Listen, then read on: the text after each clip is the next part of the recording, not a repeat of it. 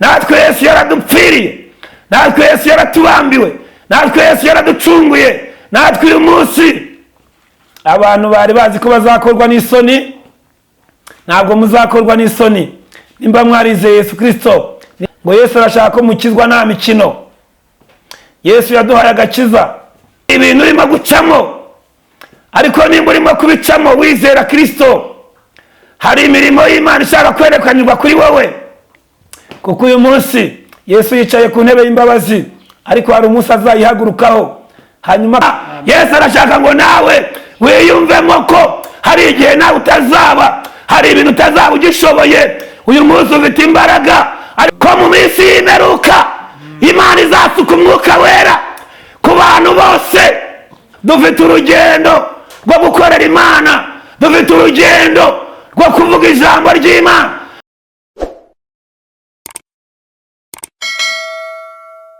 Mana, mu izina rya Yesu, uri Imana yo kwizerwa, uri Imana yo kwiringirwa.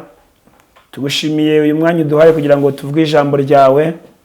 Tugusabye imbaraga z'umwuka wera, twirukanye Satani n'abadayimoni mu izina rya Yesu. Ijambo ryawe rigira imbaraga mu gihe cya none, nk'uko rifite imbaraga no mu gihe kizaza. Turagushimiye kubwo batwumva, tubisabye Imana mu izina rya Yesu Kristo, amen. Amen. Ni karibu rero, tweka duwe karibu ukomeze na gahunda pastor. Yego. Eka dushimire Imana rero twemereye kongera kuvuga ijambo ry'Imana kuri uyu munsi. Imana ihabwa icyubahiro mu izina rya Yesu. Reka dusome ijambo ry'Imana dusanga mu rwandiko Pawulo yandikiye Abaroma, igice cya mbere umurongo wa 16. Hanyuma uyu munsi Imana ikaba intumye ku bantu batwumva, aho waba uherereye hose, message yihutirwa ivuga ngo dukizwe nta mikino. Yesu arashaka ko abantu bamwizera bakizwa, ariko bakareka imikino. Imana itwiyereke mu izina rya Yesu. Amen. Reka mwene data dusomere kugira ngo tuvuge iyi nkuru mu buryo burambuye. Abaroma kangahe? Abaroma igice cya mbere umurongo wa 16. Abaroma igice cya mbere umurongo wa 16 baravuga ngo erega ubutumwa bwiza ntibunkoza isoni, kuko ari imbaraga y'Imana ihesha uwizera wese gukizwa, uhereye ku Muyuda ukageza ku Mugiriki. 17. Kuko muri bwo ari namo gukiranuka kuva ku Mana, guhishurirwa, guheshwa no kwizera kugakomezwa nako, nk'uko byanditswe ngo ukiranuka azabeshwaho no kwizera. Yego, Imana ishimwe.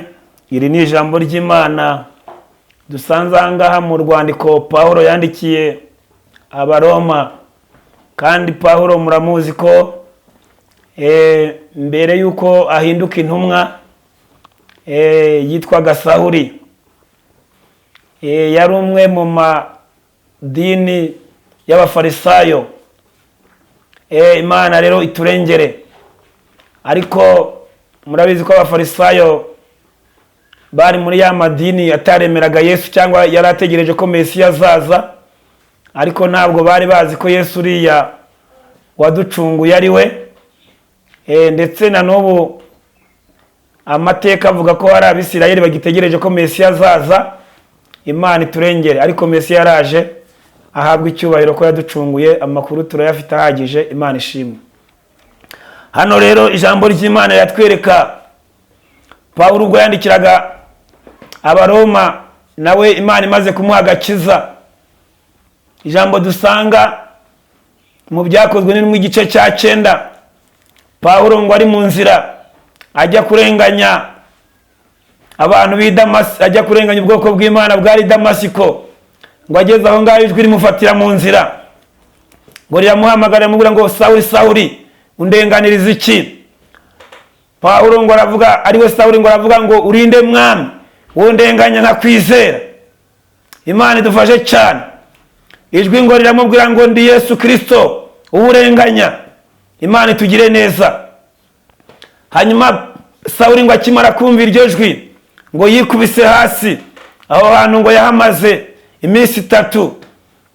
Ariko ngo iyo minsi 3 ishize, Imana yohereje umukozi wayo, araza asanga Sawuli ngo ahantu yari amaze iyo minsi 3, ngo arangije aramusengera arahumuka.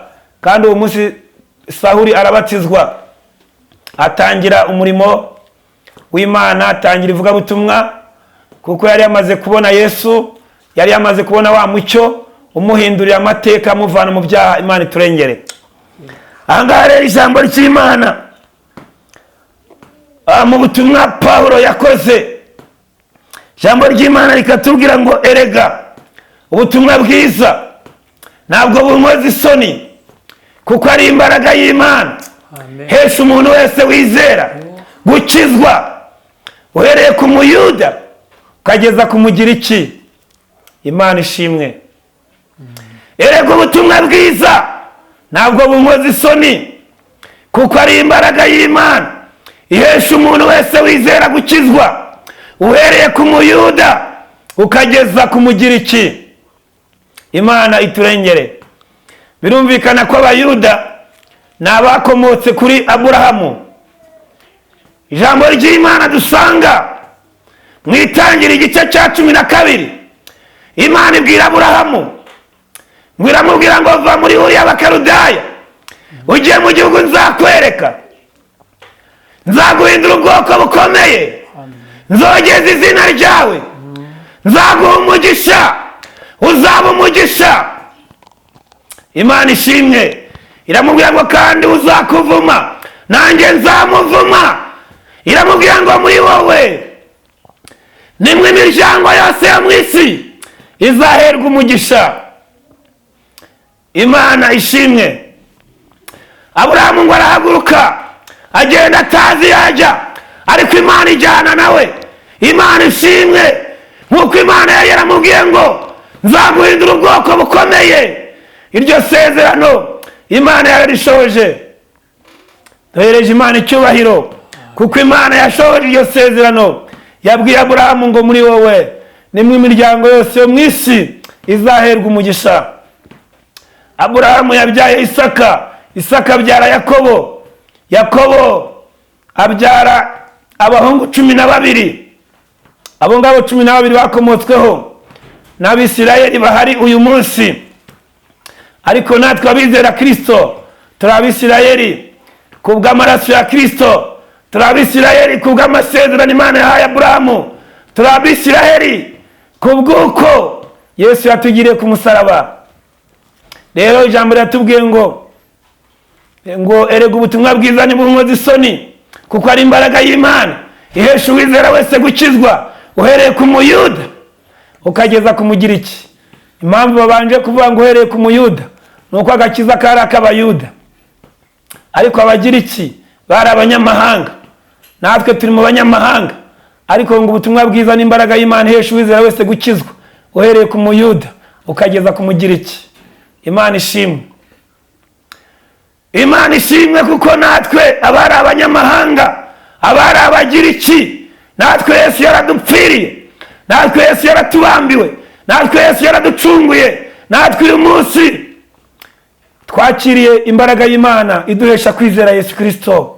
Imana ishimwe. Twakiriye ubuntu bw'Imana bubonerwa muri Yesu Kristo. Twakiriye amahoro abonerwa muri Yesu Kristo. Twakiriye ubugingo bw'iteka bubonerwa muri Yesu Kristo. Twakiriye imbaraga z'Imana zibonerwa muri Yesu Kristo. Twakiriye agakiza kabonerwa muri Yesu Kristo. Imana ishimwe. Amen. Hano rero abantu bari bazi ko bazakorwa n'isoni, ntabwo muzakorwa n'isoni.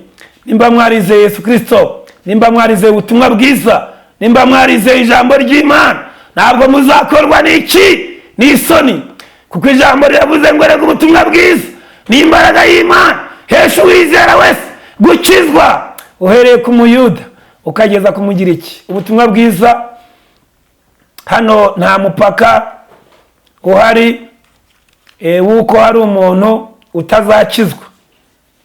ahubwo twese tugomba kwinjira mu butumwa bwiza. Nicyo Yesu aduhamagarira. Imana iturengere. Uyu munsi rero Imana yambwiye ngo mbwire abantu bumvira ijambo ngo Yesu arashaka ko mukizwa nta mikino. Yesu yaduhaye agakiza ava mu ijuru, nta mikino yaje afite. Yaje afite imbaraga, yaje afite misiyo yo kuducungura. Yavukiye i Betelehemu, akurira i Nazareti. Imana ishimwe. I Nazareti yamaze imyaka 30. Iyo myaka 30 irangiye, nibwo yatangiye umurimo wari waramuzanye wo gukiza abantu no kubacungura. Imana ishimwe. Reka dusome ijambo ry'Imana dusanga hariya muri Yohana igice cya 9 umurongo wa 4. Twumve nyuma yo gukizwa, ese iyo umuntu arangije gukizwa bigenda gute? Kuko twumvise ijambo ritubwira ngo reka ubutumwa bwiza ntibunkoze isoni, kuko ari imbaraga y'Imana Yesu wizera wese gukizwa, hereye ku muyuda ukageza ku mugiriki. Yesu arashaka ko rero dukizwa tukinjira mu butumwa bwiza. Ariko se iyo umuntu amaze gukizwa akora iki? Yohana igice cya 9 umurongo wa 4 aravuga ngo nkwiriye gukora imirimo y'uwantumye hakiri ku manywa. Ugiye kwira ni igihe umuntu atakibasha gukora. Umurongo wa 5 nkiri mu isi ndi umucyo w'isi. 6 amaze kuvuga atyo acira amacandwe hasi, ayatobesha akondo akamusiga ku maso.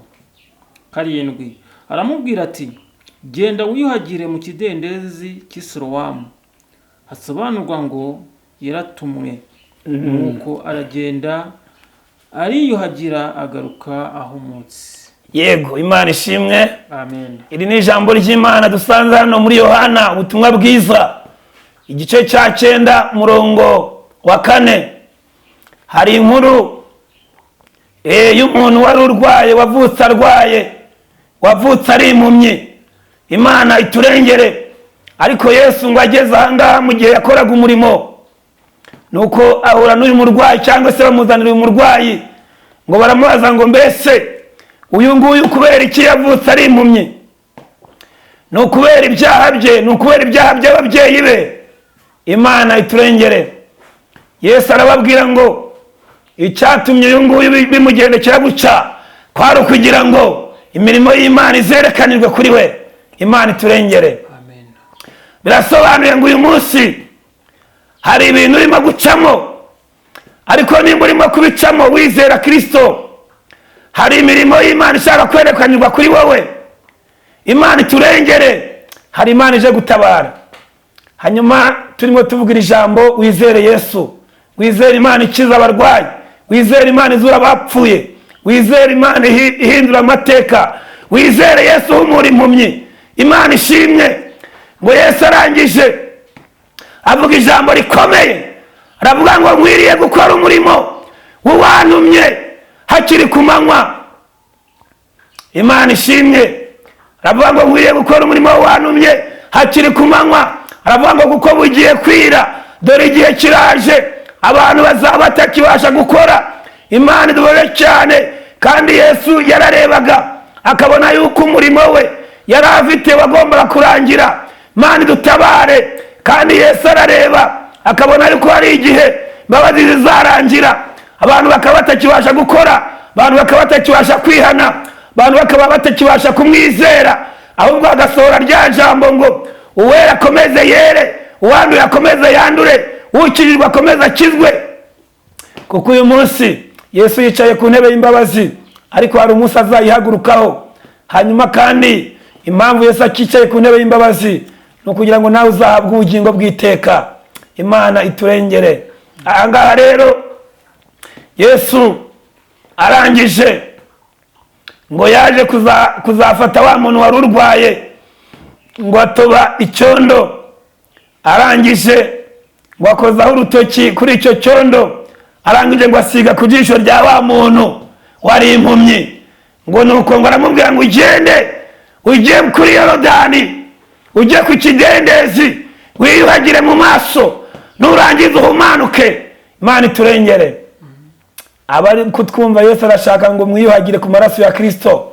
Ntabwo uyu munsi turi buze kujya ku kidendezi, ntabwo uyu munsi turi buze kujya kuri Yorodani, ahubwo uyu munsi turaza kwiyuhagira mu maraso ya Kristo. Niturangiza duhumanuke, niturangiza dukizwe nta mikino. Uyu munsi rero Yesu aravuga ngo mwiriye gukora umurimo w'uwantumye.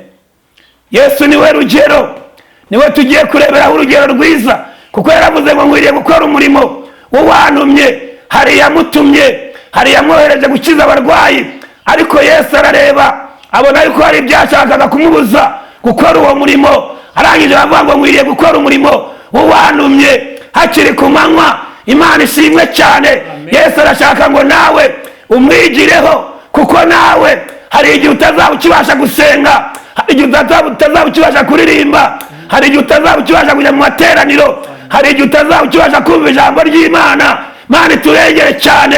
Ariko Yesu aravuga ngo mwiriye gukora umurimo w'uwantumye hakiri ku manywa. Yesu arashaka ngo nawe wiyumvemo ko hari igihe nawe utazaba, hari ibintu utazaba ugishoboye. Uyu munsi ufite imbaraga, ariko hari igihe zizaba utakizifite.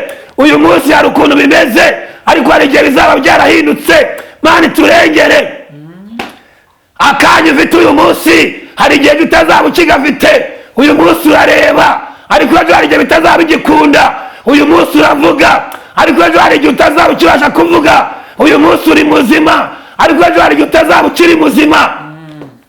Yesu aravuga ngo mwiriye gukora umurimo w'uwantumye hakiri ku manywa. Kandi Yesu niwe rugero, yaratwiyeretse aduha urugero rwiza. Nawe arashaka ngo umwigireho, nawe ukwiriye gukora umurimo uwagutumye hakiri ku manywa, kuko bugiye kwira. Imana iturengere. Hari imirimo yo kuririmbira Imana, hari imirimo yo kuvuga ubutumwa, hari imirimo yo gusura abarwayi, abari mu nzu z'imbohe, hari imirimo yo kugaburira abashonje, hari imirimo yo kwera imbuto zikwiriye abihanye, hari imirimo yo kuvuga ubutumwa, hari imirimo yo gushyigikira amatorero, hari imirimo yo kugendana n'Imana, hari imirimo. Imana iturengere. Ariko Yesu arashaka ngo iyo mirimo uyikore aka kanya, kuko ejo ntabwo uzaba ugifite uburyo, ntabwo wamenye ko ejo bizaba bimeze. Imana iturengere. Bugiye kwira. Imana idutabare. Hanyuma ahangaha rero turabona urugero rw'umuntu witwaga Petero. Yari ari kumwe na Yesu, yari umwe muri za ntumwa za Yesu cumi n'ebyiri. Ariko igihe cyarageze Petero yihakana Yesu, kandi imbere yabanaga nawe ibintu babona bimeze neza. Ariko Petero yaje kugera ku rwego rwo kwihakana Yesu. Aravuga ati uwo muntu ntabwo muzi. Uyu munsi abantu bihakanye Yesu. Amatorero menshi arafunze, ndetse hari n'atazongera no gufungurirwa bitewe n'uko sisitemu bigaragaza. Kandi hari n'izifunze uno munsi, nazo hari n'izifunguye uno munsi, nazo zizafungwa bitewe n'iminsi y'imperuka. Imana iturengere. Ariko iki gihe abantu barimo barihakana Yesu, abantu barimo baramwihakana, benshi baramwihakanye. Imana iturengere. Ariko birakwiriye ngo wumve ijambo ry'Imana. Yesu arashaka ngo ukizwe nta mikino. Nugeraho bamwihakana ukomeze urugendo, nugeraho bamuvuga nabi wo muvuge neza, kubera ko azaza ntabwo azatinda. Turabona Petero yihakana Yesu, ariko hari izindi ntumwa zakomeje gusenga no kwizera zitigeze zimwihakana. Ariko Petero nyuma yaje kwihakana Yesu, ariko Yesu ngo yaje kumukebuka, yaje kumureba. Petero imbabazi z'Imana zimugarukaho, nawe arihana. Imana iturengere.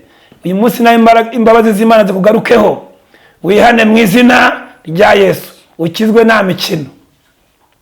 Reka adusomere Matayo igice cya 26 umurongo wa 70. Matayo 26:70. Umurongo wa 70. 26:70.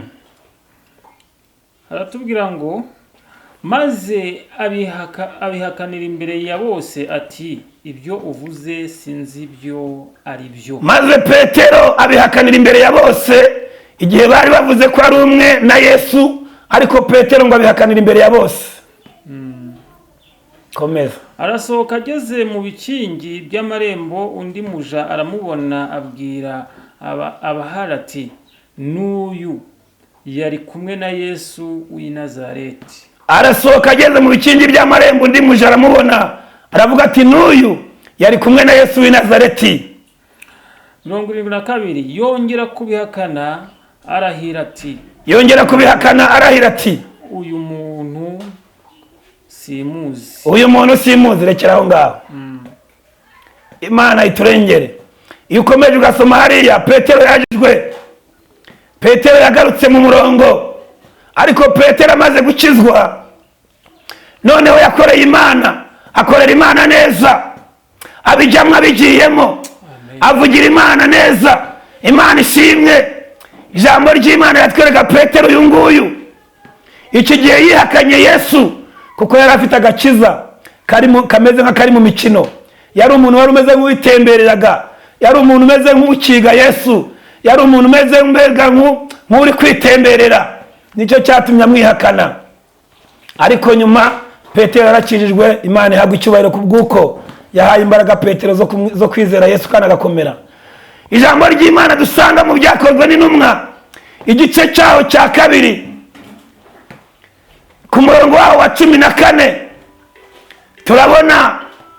turabona umuntu witwa Petero ngo yaje gusobanura ibintu byabaye ubwo hari ku munsi wa Pentekote, Imana isohoza isezerano, Yesu asuka umwuka wera ku ntumwa nk'uko yari yarabibasezeranije.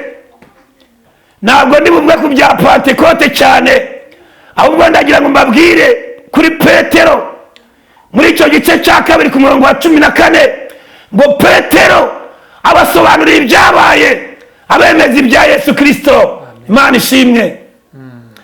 Ngo arababwira ngo ibingibi mubona byabaye, ntabwo bano bantu basinze nk'uko mubibona, ahubwo ni ibya Yesu Kristo w'i Nazareti. Yari yasezeranye umwuka wera, yasezeranye imbaraga, yasezeranye kuzabana natwe. Kandi arababwira ngo byari byaravuzwe n'umuhanuzi Yoweli ko mu minsi y'imperuka Imana izasuka umwuka wera ku bantu bose. Vuga ngo abahungu banyu n'abakobwa banyu bazahanura, ngo ndetse n'abakambwe babarimwo bazarota. Imana ishimwe. Petero ngo abasobanurire ibyabaye, abemeza ibya Yesu. Hanyuma ngo uwo munsi abantu 3,000 bahindukirira Imana. Imana ishimwe. Kubera ko Petero yarabigiyemo neza, yemeye gusenga nta mikino, yemeye gukizwa nta mikino. Imana iturengere. Amen. Hanyuma ijambo rimwe Paulo yigeze kuvuga, avuga ngo ndasiganwa ariko si nk'utazi yonja, ndaterana ibipfusi, avuga ngo ariko simpusha, avuga ngo ndashaka gushingira cyo Kristo yamfatiye, ngo nanjye nzahabwa ubugingo buhoraho. Imana ishimwe. Dukwiriye gusiganwa ariko tuzi iyo tujya. Dukwiriye gusiganwa ariko tutameze nk'abatazi aho tujya. Dukwiriye gusiganwa ariko tuzi aho tujya, mu kwizera Yesu Kristo. Imana ishimwe. Imana ihimbazwe. Reka kandi dusome ijambo tugiye gusorezaho. Dusanga hariya mu Byakozwe n'Intumwa, igice cya 20, murongo wa 24. Byakozwe n'Intumwa igice cya 20, umurongo wa 24. Reka mwene data dusomere ijambo tugiye gusorezaho, hanyuma dusenge, kuko Imana yambwiye ngo mbabwire ngo irashaka ko mukizwa nta mikino. Nimurebe gukina mu masengesho, nimurebe gukina muri za korari, nimurebe gukina mu bintu by'ubuhanuzi, nimureke gukina, nimuve mu mikino, dukorera Imana. Yesu araje. Ibyakozwe n'Intumwa ibice 20 umurongo wa 24. Batubwira ngo ariko sinita ku bugingo bwanjye, ngo nibwire ko ari ubw'igiciro kuri njye, kuko nkwiriye kurangiza urugendo rwanjye n'umurimo nahawe n'umwami Yesu, Imana ishimwe, wo guhamya ubutumwa bwiza bw'ubuntu bw'Imana. amen. Rekera aho ngaho. Eh, Hano ijambo ry'Imana riratwereka Pawulo asezera ku bantu bo mu itorero ryo mu Efeso. Aravuga ngo ariko sinitaye ku bugingo bwanjye ngo ntekereze ko ari ubw'igiciro. Aravuga ngo ahubwo nkwiriye kurangiza urugendo rwanjye, nkwiriye kurangiza urugendo rwanjye, nkwiriye kurangiza umurimo, nkwiriye gukorera Imana, nkwiriye kurangiza misiyo Imana yampaye ngo yo guhamya ubutumwa. Imana ishimwe.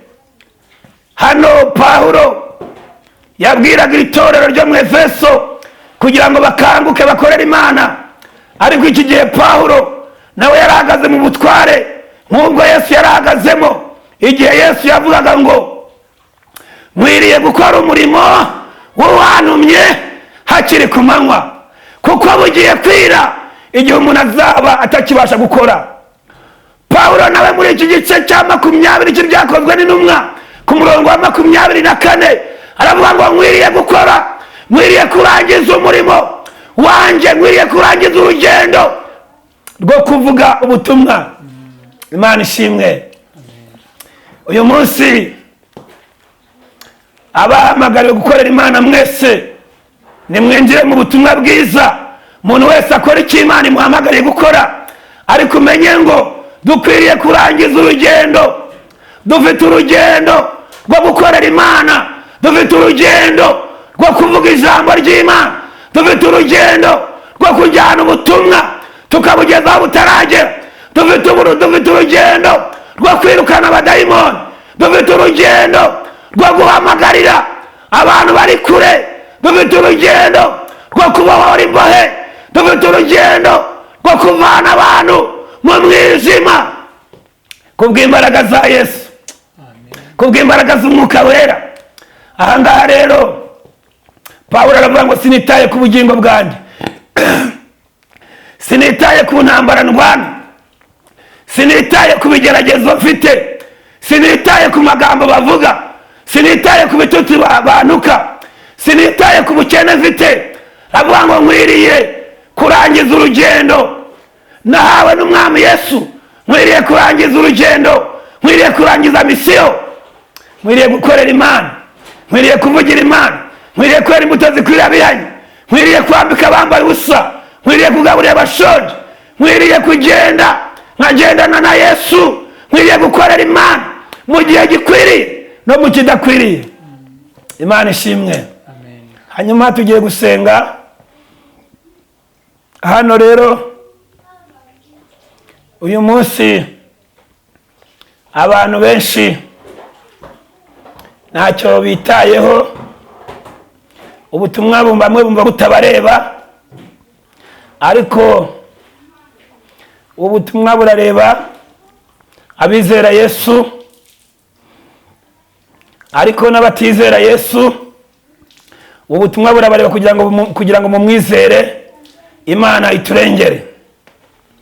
Ariko cyane cyane abizera Yesu, Imana irashaka ko mukorera Imana mutarimo gukina.